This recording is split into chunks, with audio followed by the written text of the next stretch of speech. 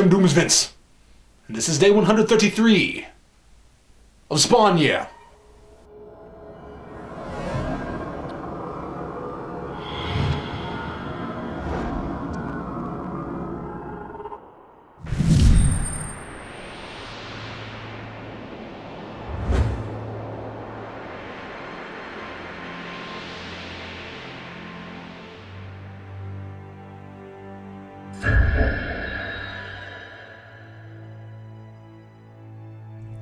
After I got so down in the dumps yesterday over the downturn this show has taken since last season, I started rummaging around the room a little, reminding myself of other things I've kept in here.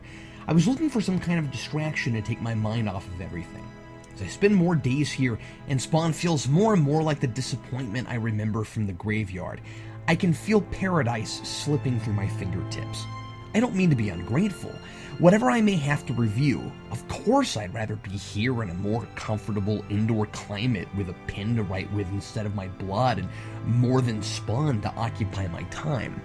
But I've always found that too much television in a day deadens the mind, and I left very little reading material here. I'm not about to resort to rereading the comics I brought with me as breadcrumbs. Had I known I was about to have my soul or my mind or whatever abducted by Doomsvince, who would recreate this room based entirely on how it looked when I left, I would have stuffed my entire library in here, and my whole music collection. I guess there really is a difference between heaven and paradise. When I opened my closet, not remembering precisely what I'd kept inside, I found a black button-up shirt, and I smiled faintly.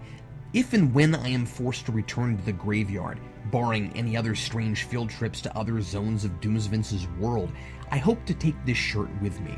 It should keep me sufficiently warm, and then I can finally bury this corpse I've been wearing these days and months since I found myself inescapably cornered into destroying this weird, poor creature's life to save my own.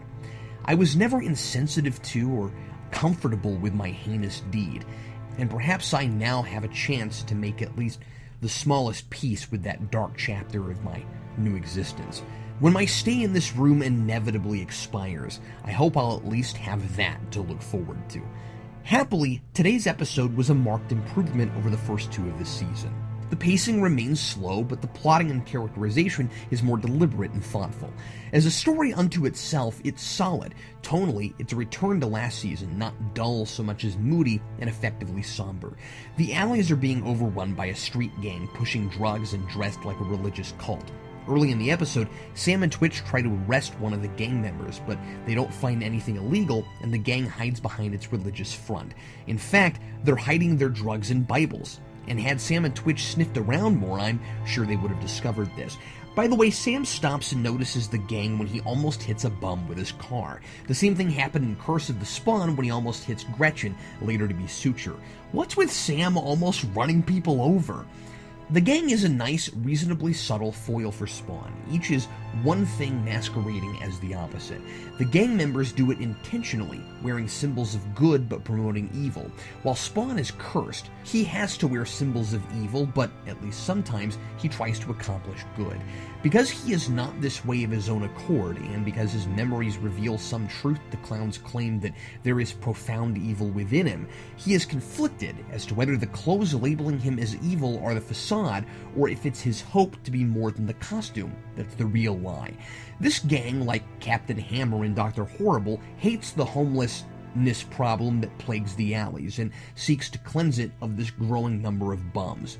This episode addresses something the comics don't, and it does it in an intelligent way. If word got out that there was a dark protector helping the homeless in one sector of the community, wouldn't its population increase?